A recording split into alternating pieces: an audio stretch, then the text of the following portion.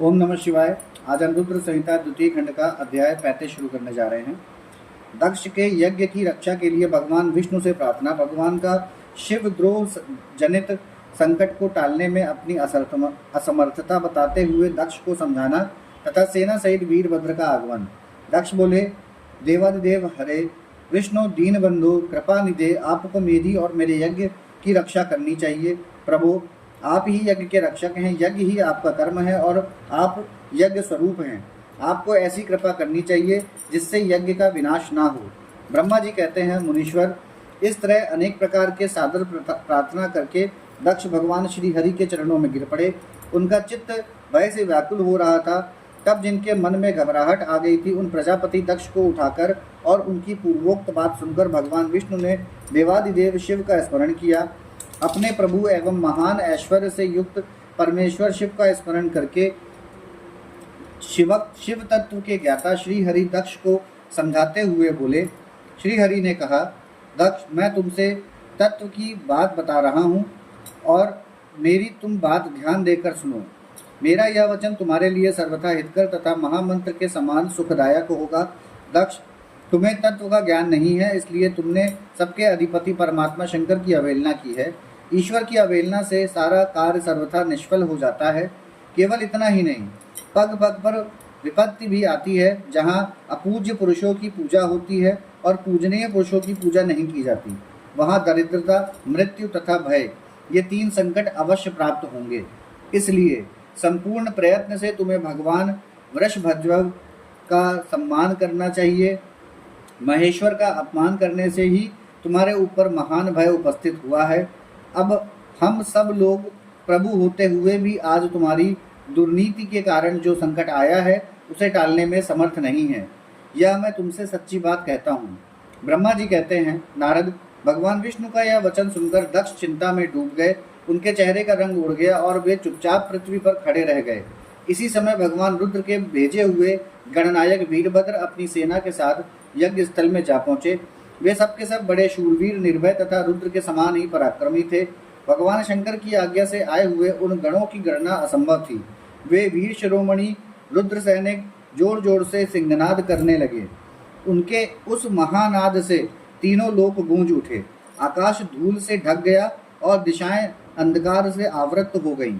सातों दीपों से युक्त पृथ्वी अत्यंत भय से व्याकुल हो पर्वत, वन और काननों सहित कांपने लगी तथा संपूर्ण समुद्रों में ज्वार आ गया।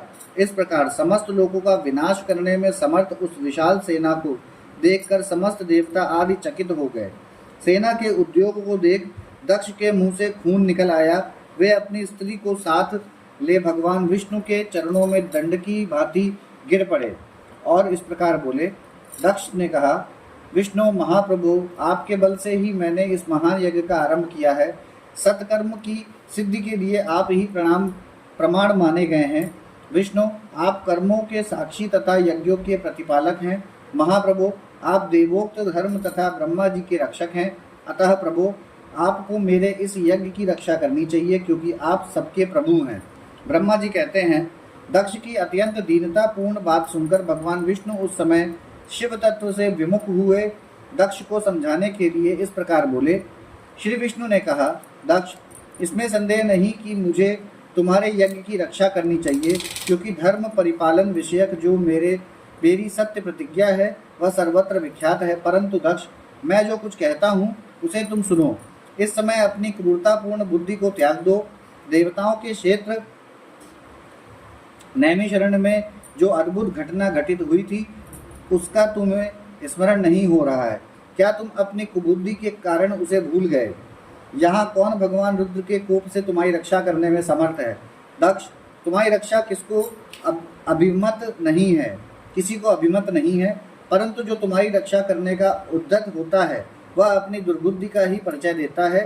दुर्मते, क्या कर्म है क्या अकर्म, इसे तुम नहीं समझ पा रहे हो। केवल कर्म ही कभी कुछ करने में समर्थ नहीं हो सकता। जिसके सहयोग से कर्म में कुछ करने की सामर्थ्य आती है उसी को तुम स्वकर्म समझो। भगवान शिव के बिना दूसरा कोई कर्म में कल्याण करने की शक्ति देने वाला नहीं है। जो शांत हो, ईश्वर में मन लगाकर उनकी भक्ति पूर्वक कार्य करता है, उसी को भगवान शिव तत्काल उस कर्म का फल देते हैं। जो मनुष्य केवल ज्ञान का सहारा ले अनीश्वरवादी हो जाते या ईश्वर को नहीं मानते हैं, वे शतकोटि कल्पों तक नरक में ही पड़े रहते हैं। फिर वे कर्म पाश में बंधे हुए जीव प्रत्येक जन्म में नरकों की यातना भोगते हैं, क्योंकि वे केवल सकाम कर्म के ही स्वरूप का आश्रय लेने वाले होते हैं। ये शत्रुमर्दन वीरभद्र जो यज्ञशाला के आगमन में आ पहुँचे हैं, भगवान रुद्र की क्रोधाग्नि से प्रकट हुए हैं। इस समय समस्त रुद्रगणों के नायक ये ही हैं। ये हम लोगों के विनाश के लिए आए हैं, इसमें संशय नहीं है।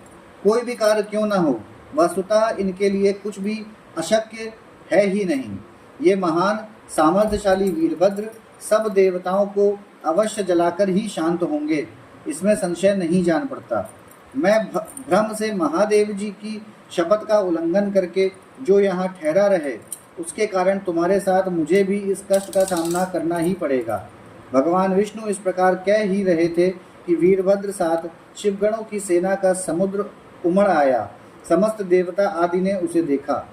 यहाँ हमारा अध्याय 34 समाप्त होता है। ओम नमः शिवाय।